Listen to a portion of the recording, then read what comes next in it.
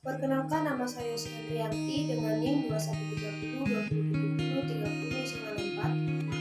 3094. Prodi Ilmu Pemerintahan kelas A, mata kuliah Tata Kelola Pemerintahan. Di sini saya akan menjelaskan tentang tata kelola pemerintahan dalam Effective Sound Governance, Democratic Governance, dan Dynamic Governance. Tata kelola pemerintahan dalam Effective Sound Governance, Democratic Governance, dan Dynamic Governance. Yang pertama, pengertian Sound Governance. Sound Governance, konsep dari kata sound bisa diartikan sebagai layak pantas atau ideal dalam konteksnya. Yang kedua, Democratic Governance. Demokratif yang dimaksud di sini adalah bentuk pemerintahan yang semua warga negara memiliki hak serta dalam pengambilan keputusan yang dapat mengubah hidup mereka. Yang ketiga, Dynamic Governance atau tata kelola pemerintahan yang dinamis dan hasil peningkatan kapasitas untuk penggunaan jalur yang adaptif dan kebijakan yang adaptif, sehingga dihasilkan eksekusi pengambilan keputusan dari suatu kebijakan yang efektif. Yang pertama, konsep sound governance. Yang pertama lebih komprehensif daripada konsep lain yang ditinjaukan sebelumnya dan bersifat elemen governance global atau internasional yang penting. Yang kedua, bersifat fitur normatif atau teknik dari rasional dari good governance. Yang ketiga, konsep sound governance memiliki kreativitas kualitas governance yang lebih unggul daripada good governance. Yang keempat, sound governance bercocokan dengan nilai konstitusi dan responsif kepada norma atau aturan dan rezim internasional. Yang kelima, konsep sound governance berawal dari kerajaan negara dunia pertama Persia yang memiliki sistem administrasi efektif dan efisien. Dimensi sound governance. Yang pertama, proses. Yang kedua, struktur. Yang ketiga, kognitif dan nilai-nilai. Yang keempat, konstitusi. Yang kelima, organisasi dan institusi. Yang kelima, manajemen dan kinerja. Yang keenam, kebijakan. Yang ketujuh, sektor. Yang kedelapan, kekuatan internasional atau globalisasi. Yang kesembilan, etika kuantitatif dan transparansi. Konsep democratic governance.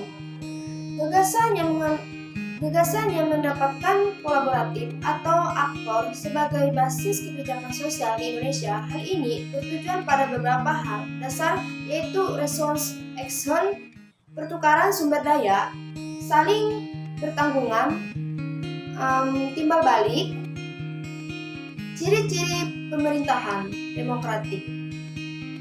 Yang pertama, adanya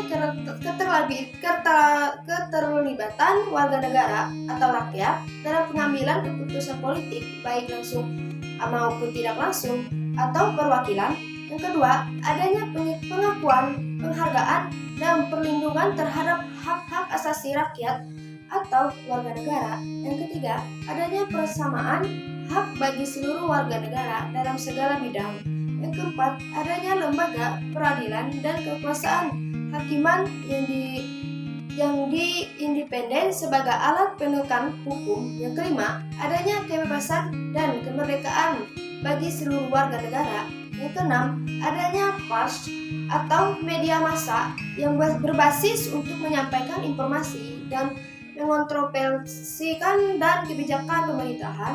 Yang ketujuh, adanya pemilihan umum untuk memilih wakil rakyat yang duduk di lembaga perwakilan rakyat. Yang kedelapan, adanya pemerintahan umum yang bebas, jujur, adil untuk menentukan atau memilih pemimpin negara dan pemerintahan serta anggota lembaga perwakilan rakyat.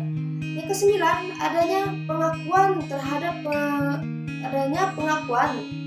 perbedaan keragaman atau suku, agama, global, dan sebagainya.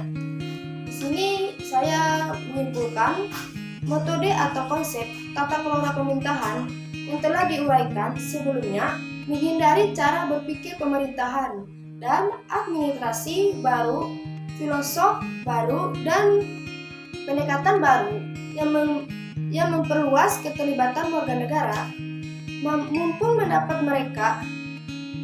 pendapat mereka, membawa ke bidang partisipasi masyarakat, sipil dan organisasi non-pemerintahan ke dalam aktivitas pemerintahan, serta menumbuhkan partisipasi transparan yang tinggi untuk menerapkan konsep atau tata kelola pemerintahan tersebut. Berlaku dukungan berbagai aspek utama seperti regulasi pemerintahan yang mendukung konteksi individu yang unggul, serta iklim organisasi yang baik. Evolusi yang dialami dari berbagai konsep tata kelola pemerintahan, mulai dari sound governance, dynamic governance, sampai open governance, merupakan sebuah konsep rujukan untuk menutupi kelemahan dari konsep tersebut. Sekian hasil penjelasan saya terkait tata kelola pemerintahan dalam sound governance, democratic governance, dan dynamic governance.